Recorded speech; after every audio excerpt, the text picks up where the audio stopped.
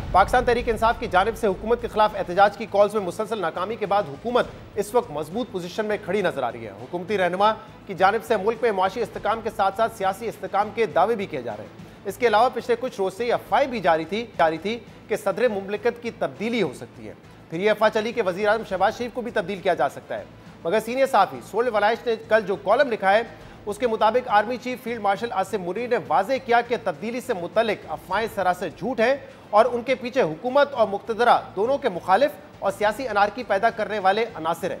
Army chief ने यह भी कहा कि खुदा ने मुझे मुल्क का मुहाफ़िज़ बनाया है, मुझे इसके अलावा किसी ओहदे की ख्वाहिश नहीं है, मैं एक सिपाही हूँ और मेरी सबसे बड़ी ख्वाहिश शहादत है। दूसरी तरफ वज़ीर आज़म शहबाज शरीफ ने 13 अगस्त को मार्का हक और यौम आज़ादी की तकरीब में सियासी जमातों और तमाम स्टेक होल्डर्स को मीसाक इस्तेकाम पाकिस्तान का हिस्सा बनने की दावत देते हुए कहा था कि वक्त आ गया है कि हम सियासी तकसीम और ज़ाती मफादात और खाली नारेबाजी से निकल कर आगे बढ़े और पाकिस्तान के लिए इज्तिमाई सोच अपनाएं। इसके अलावा मुल्की सियासत में एक बार फिर NFC अवार्ड के फॉर्मूले में तब्दीली, नए सूबों के क़याम और वसाइल के सूबों से ज़िलों में मुंतकली को लेकर बाज़गश शुरू हो गई है। और अहम बात यह कि सियासी रहनुमाओं, कारोबारी शख्सियात समेत दीगर हलकों की जानिब से ये आवाज़ें ऐसे वक्त में सामने आ रही हैं कि जब पहले ही मुमकिन 27वीं तरमीम को लेकर क़यास-आराइयाँ जारी हैं। कल मुल्क की अहम कारोबारी शख्सियत SM तनवीर ने अपनी प्रेस कॉन्फ्रेंस और हमारे प्रोग्राम में NFC फॉर्मूले पर सवाल उठाते हुए नए सूबों के क़याम, वसाइल की अजला तक तकसीम समेत दीगर मुतालबात किए। जबकि 2 रोज़ पहले एक इंटरव्यू में वज़ीर आज़म के मुशीर राना सनाउल्लाह ने भी NFC फॉर्मूले से मुतल्लिक सवाल पर इस बात की तस्दीक की कि सूबों से इख्तियारात की निचली सतह तक मुंतकली की तजवीज़ इस वक्त ज़ेरे गौर है।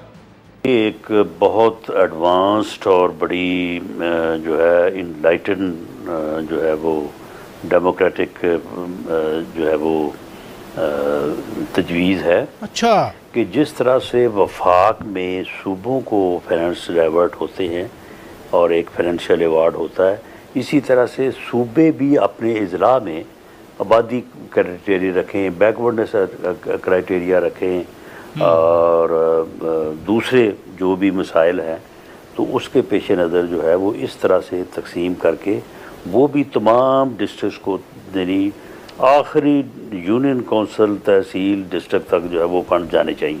जी बिल्कुल, ये तजवीज़ ज़ेरे गौर है। क्या पीपल्स पार्टी को इस तजवीज़ के बारे में ऑन बोर्ड लिया गया है? नहीं, अभी इसके ऊपर कोई इस किस्म की डिस्कशन शुरू नहीं हुई।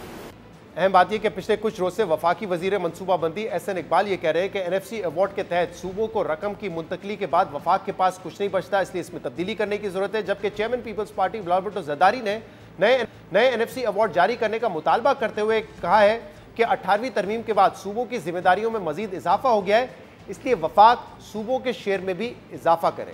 इसके अलावा वज़ीर दाखिला मोहसिन नकवी ने आज लाहौर में एक सेमिनार से अहम खिताब किया, जिसमें उन्होंने एक बार फिर हालिया पाक भारत जंग से मुतल्लिक बताया कि पाकिस्तान को इस जंग में भारत के हर इकदाम, हर एक चीज़ का पहले से इल्म था। भारत के गिराए गए जहाज़ों की वीडियो भी हमारे पास मौजूद है, जबकि नूर खान एयरबेस पर भारतीय मिसाइल हमले में कोई नुकसान नहीं हुआ। वज़ीर दाखिला मोहसिन नकवी ने अमेरिका में army chief field marshal Asim Munir की तकरीर का भी हवाला दिया।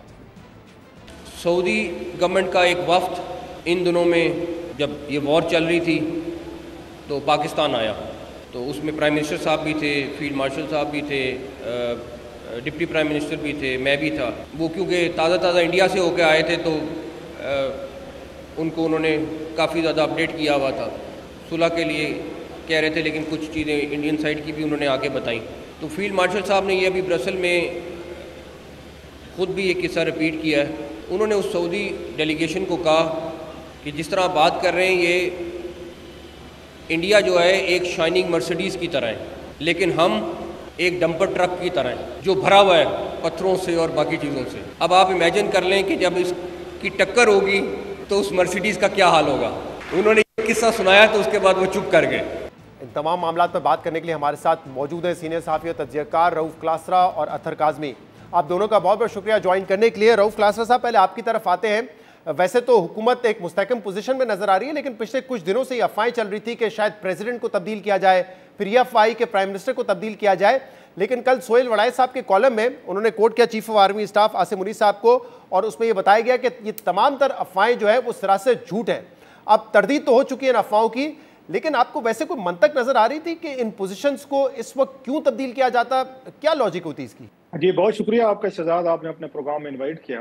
میرا خیال ہے یہ اس کو دو ہم اینگل سے دیکھ سکتے ہیں. ایک تو کامن سینس کے اینگل سے دیکھ سکتے ہیں، دوسرا ہسٹوریکل پیٹرن کے ہم بیک گراؤنڈ میں دے سکتے ہیں. مطلب کامن سینس کا یہ تقاضا ہے کہ اس وقت جب ساری چیزیں ٹھیک جا رہی ہیں، یہ اس اسٹیبلشمنٹ کی اور حکومت کی، اور پھر انٹرنیشنل لیول پہ بھی آپ کے تعلقات چائنا امریکہ کے ساتھ سب سے آئیڈیل تعلقات چل رہے ہیں. انڈیا سے آپ نے بھی ایک جنگ جیتی ہے، پھر آپ لوکلی طور پر بہت سارے آپ کے جو کام تھے وہ سیدھے ہونا شروع ہو گئے. جنرل صاحب کو فیلڈ مارشل کا عہدہ مل گیا ہے. اس کے بعد کوئی آپ کو کیوں کوئی اسٹیبلشمنٹ کوئی بھی ہو دنیا کی، وہ جا کے پھر اپنے نہ بیٹھ کے کہے کہ یار یہ سارا کچھ سکون سے کام چل رہا ہے. تو سکون کیوں ہے؟ وہ کہتے ہیں نا ویشی کو سکون سے کیا مطلب.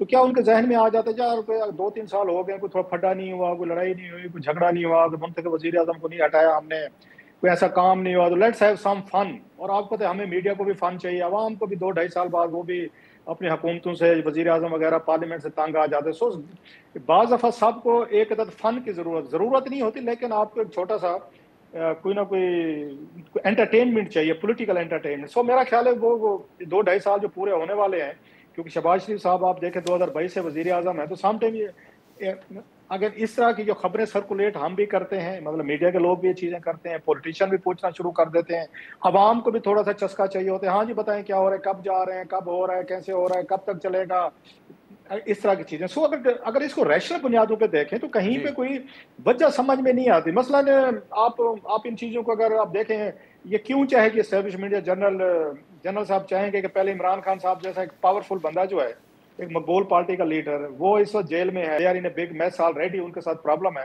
تو وہ یہ خان صاحب والا مسئلہ بھی حل نہیں ہوا، وہ درمیان میں ہے. وہ اس مسئلے کو چھوڑ کے وہ پیپلز پارٹی کے صدر کو ہٹا دیں، ان سے اپنے پھڈا لے لیں. اچھا ان کے جناب پھڈا لینے کے بعد پھر وہ آ کے پرائم منسٹر صاحب کو ہٹا دیں، وہ نواز لیگ کے ساتھ پھڈا لے لیں.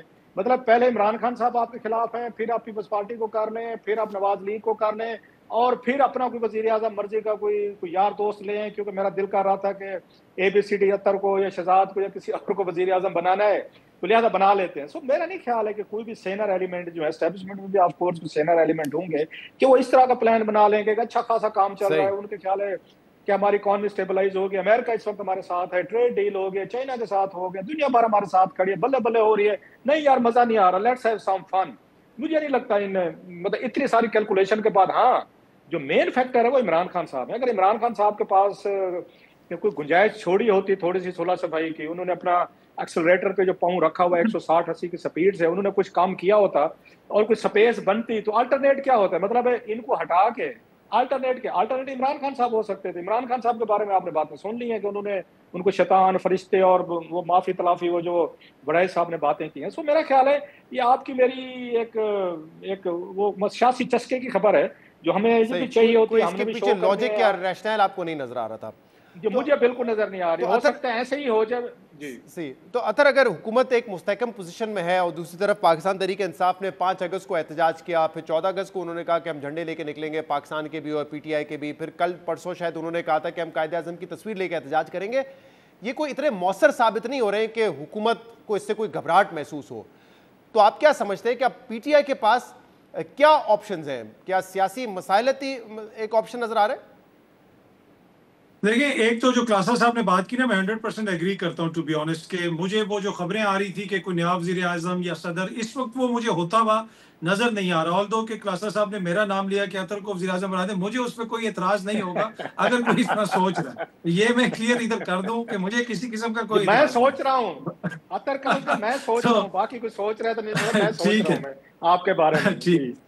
اچھا دوسری بات یہ ہے کہ دیکھیں اب 2-3 سال گزر چکے ہیں جب سے یہ سارا نظام تبدیل ہوا. اس وقت بھی آپ نے کل سہیل بڑائچ صاحب کے کالم کا ذکر کیا، اس میں بہت ساری چیزیں آئیں. آج دوبارہ انہوں نے کالم لکھا، اس کے اندر بھی عمران خان صاحب سے بنیادی طور پہ کہا گیا کہ اب آپ آگے بڑھیں، کوئی معافی تلافی کی طرف چیزیں جائیں، عملیت پسندی کا مظاہرہ کریں. اس ساری صورتحال کا شہزاد صاحب خلاصہ یہ ہے کہ یہ 3 سال میں یہ سارے مل کے زرداری صاحب، شہباز صاحب، نواز شریف صاحب، مریم بی بی، بلاول، یہ نظام کو نہیں چلا سکے. یہ 26ویں آئینی ترمیم بھی لے کے آ گئے، عدلیہ کے اندر بھی بہت ساری تبدیلیاں آ گئیں، عدلیہ سے بھی کسی قسم کا اس طرح ریلیف تحریک انصاف کو نہیں مل سکتا. پارلیمنٹ کی جو سچویشن ہے وہ ہمارے سامنے ہے. لیکن اس کے باوجود ٹوٹل اس کا خلاصہ یہ ہے کہ آج بھی عمران خان صاحب سے کہا جا رہا ہے کہ آپ چپ کر جائیں، آپ معافی مانگ لیں تاکہ نظام آگے چلے. تو اس سے آپ کو اندازہ ہوتا ہے کہ نون لیگ کی سیاست ہو جائے، پیپلز پارٹی کی سیاست ہو جائے، ان کے اتحادیوں کی سیاست ہو جائے، اس میں کمپلیٹ فیلئر ہے. یہ کوئی کاؤنٹر پولیٹیکل نیریٹو دینے میں ناکام رہے ہیں. جہاں تک تحریک انصاف کا تعلق ہے، ان کی اپنی بہت ساری شارٹ کمنگز ہیں، لیکن اس ساری چیز کے باوجود after 3 years they still matter. وہ اتنا میٹر کرتے ہیں کہ آج جب بھی کوئی امپورٹنٹ بات کرے یا کوئی امپورٹنٹ شخصیت بات کرے تو تحریک انصاف کی طرف بحث جاتی ہے.